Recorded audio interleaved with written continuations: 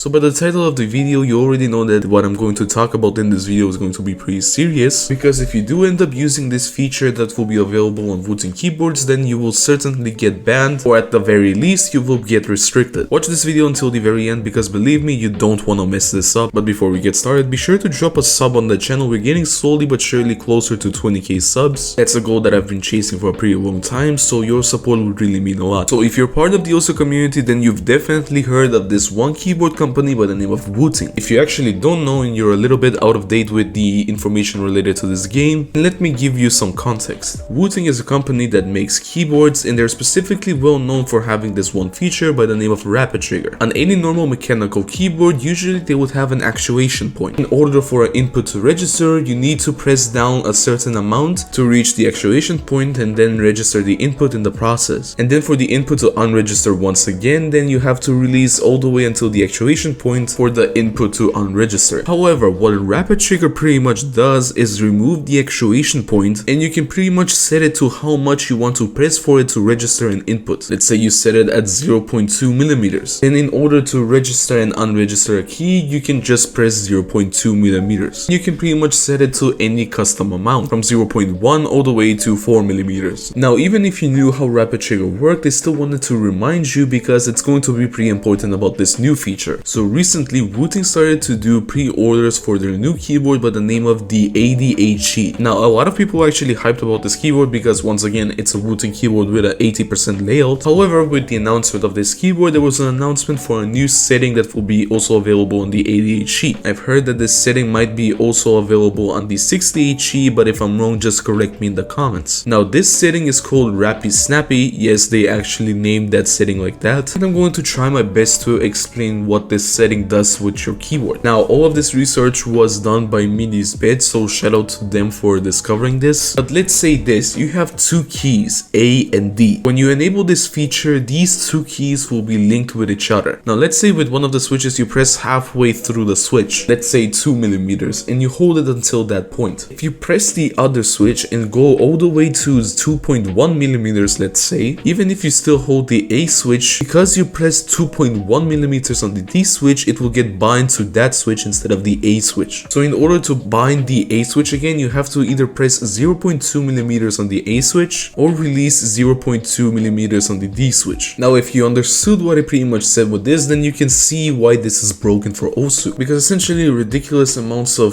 BPM will be doable because of this feature. Not only that, but apparently previous people have been doing this with scripts, only for them later on to find out that it's actually bannable. The most ridiculous part is that you can pretty much alternate 200 BPM by single tapping 100 BPM because of this ridiculous feature. A Reddit user, as you can see on screen right here, actually explained another example where you can pretty much use the question mark key and the shift key on the right, and you can pretty much set it up in a way where you will be streaming 200 BPM. Because of the feature, in reality it will register 400 BPM. So yeah, I think you get why this feature is broken and why it's actually bannable. But yeah, let me know what you think about this down in the comments. Hopefully someone won't fall victim to this ridiculous feature and that they won't be dumb enough to actually try it. Yeah, I'll see you in the next video. Bye bye.